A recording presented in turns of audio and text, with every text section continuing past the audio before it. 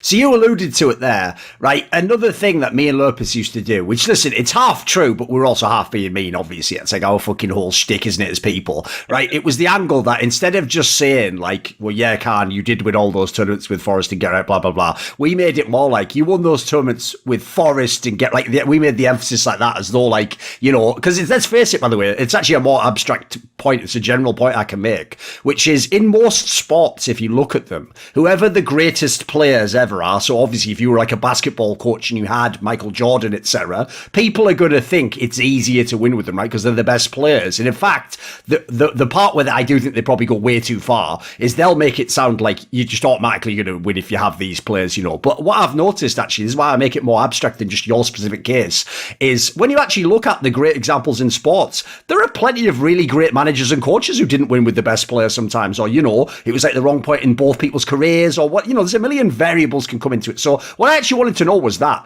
obviously you have had players like Forrest, like Get Right, even when you go beyond those names, you go to Delpan and Tentpole and DSL, you've had some very, very great players. You know, if we're making like a Hall of Fame, you'd have a lot of players that would get into it, right? What would you say to that topic of like, is there a degree to which if you have like Forest, it is easier to win? I mean, I'm sure in some senses it can be harder, right? There might be different challenges to face with something like that. I mean, maybe in Forest's case, people sometimes point out motivation might not be as great. You know, it's a bit harder to kick someone like Forest if he just want to play for 2 months, right? You can kick a guy who's just an okay guy and replace him. So what would you say to this topic?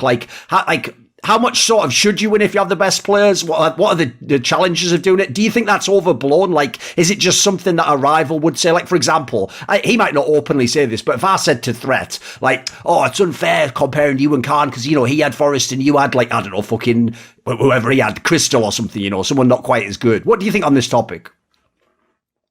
It was a kind of long question, but I got it, right? And it's a very interesting subject, but I think kind of spontaneously everything you said can kind of happen at the same time in a sense, or everything can work, back to that kind of mindset. So I mean, I think there are also a few patterns here. You're speaking about Fnatic Counter-Strike, specifically Fnatic Counter-Strike 1.6 and the era of, let's say, 2006 to 2012, that many of those names that you mentioned, they also had their prime in Fnatic, or they got discovered more internationally and gained trophies and silverware under the Fnatic banner, and then you can maybe speak for hours on what does that suggest in terms of, like, from a performance platform standpoint, facilitating success, ability to understand what it takes to win. That's another thing I forgot to maybe mention as much as I should have mentioned it in the earlier question around, like, leadership and thinking what kind of produces great leaders. But yeah, something I look for way more now than in the past. Not exclusively, I should stress, because I think it's good with a quite, let's say, diverse set of players and different walks in life. But people that have been able to be successful in the past are typically the ones that are able to do it in the future, right? So Forrest is obviously one such example, because he went to Korea at age 16 and kind of carried that team to victory. Obviously, I don't know the complexities and the details of that very team on how they kind of produced that success, but he was definitely a big part of it. Sure. Equally, he was a big part of it in Fnatic. But in Fnatic's case, I think we also showed not as much after his departure, what is it then, like late 2010, that we still had certain success, and we brought a new school group of players to international fame. So the likes of Pita, actually at that point, he probably won his first international tournament with us, right? And that was in the time span of like a couple of weeks. He got into the kind of, well, as much as you can in a few weeks, obviously, but the way we thought about Counter-Strike and the way we run teams, the way we practice, the way we travel to tournaments and create brotherhoods, if you may. But anyway, I maybe realize I divert a bit from the question. So would I, as an example, or a DSN, or would a N-rated, or a, who can we have else here? A Steel back in earlier parts of League of Legends would have been as successful or had that success without Huni in League of Legends at that point, besides having Reckless back in the early days of whatever it is, right? Maybe they never play with N-rated, but I just tried to throw some analogies your way, really. Okay. But it's similar there, right? Myself, without Forrest, yeah, we probably had a bit of success, but not as much, that's for sure. And that comes back, connecting the dots here, or attempting to connect the dots with the first point around, like, general leadership and what it takes to win, and how do you, mass produce that.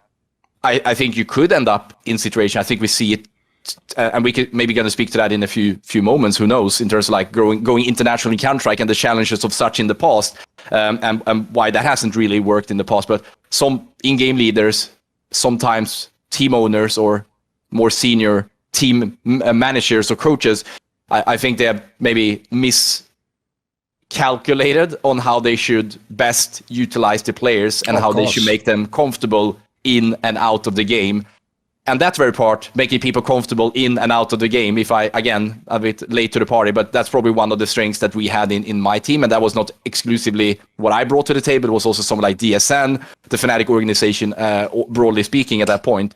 And yeah, so staying on the Forest, they went to SK Gaming, right? So we're late in CS 1.6 now, and they had what you could probably say the sickest lineup from a skill standpoint the world have seen. Yes, a bit question mark on FaZe. Alan was there early, but I think he eventually retired also quite early. But they were very far from having success. It took them like 6-8 months later. They beat us all the time, surely.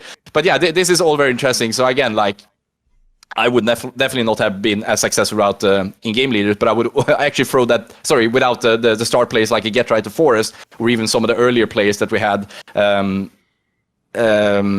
who, yeah, like Archie had some prime as well, like maybe not the best player consistency wise, but point is, I think it kind of goes both ways. So using the Michael Jordan example, from the sound of it, I don't know how much pepper, salt, and other seasoning the story and the documentary on Netflix actually has, and what is true and what is not. But it seemed to me that some of those other elements, the more supportive players and maybe the Chicago Bulls, maybe less management, but the coaching question was also a big part of that success story. Sure. Yeah. And the most underrated thing I've seen now, and this goes into a more abstract yet super important point around like today's kind of baseline, what you get in the human beings that are prospective pros or current pro players in terms of values in life, what they've been used to, what benchmarks they have in the past. And I've landed quite comfortably in the belief that there should be way much more focus on becoming a great teammate. And that's something that was always very easy for me, organic to myself. I grew up with those values. I can't explain it further. Maybe it was kind of like, yeah, you grew up with Sweden and football in the 90s. Quite socialistic view on how you run a country, that we're in this together. We can only win by collaborating. Right. So when I think now again, it becomes very philosophical here, Duncan, but if you look at 20 years of competitive Counter-Strike now, yes, early movers advantage of great internet speeds, and I think also success breeds success. So when someone see a Potty or Heaton winning, and goes on TV, which he actually did very early on in the 21st century, that probably sets off like a Björn Borg generation, right? Like, I want to be that guy. But at the same time, I think there is something there in terms of like values, cultures, and way of approaching life. And yeah, it's underestimated and it cannot be understated, the importance of being a great teammate. And I kind of sense, but I'm in the Fnatic bubble, that people cared more about being a great teammate in the past. Like, people were willing, like, well, here comes my AK over to you. Here's my Deagle. Here's me running out with a fucking grenade in my hand when I attack upper on nuke, or I run out of train, and I know Markelov is going to hit 98 out of 100 shots when I run out here. But that's the percentage that we need to win the round. I don't see that as much these days, so that's something we have endless of work to do. It's just more like, it's not about me, it's about the team, right? At least it is, if you speak about team-based esports, and that's where the market is kind of gravitating to. There was a point, StarCraft 2, 2012, for example, was a massive year, 2011, but the most teams, and that's something I'm an advocate for as well, in terms of like commercial stability and long-term success and replication of success and building legacies. In my book, that's going to be easier in team-based sports, and that's also stresses the urgency and importance of setting and building up great leaders within our organization. And that's actually what I spent the last 5 years on, taking a bit of a more limited approach to traveling, a bit limited approach to being on social media or interviews like this even, to just try to help the peers I have in the senior pro gaming department and building really strong managers that knows the ins and out and works on a daily basis in the respective ecosystem. And from there, create kind of an infectious positive force that brings that kind of camaraderie and teammateship, if that works in English, But yeah, that's kind of what I'm working on day to day now, right? So I wish I started to think way more about this earlier, because I was like, yeah, exist. You know the game, you know the strategy. You were a great kind of sub-captain to myself when we competed. Hey, off you go. You become you're the in-game leader. You take care of player decisions like I did back in the day, so to speak, right? But it wasn't that easy. Let's put it that way, right? Want to see more cool, funny, interesting clips based on topics from my content? Well, subscribe to this channel then, or, be a pleb and don't.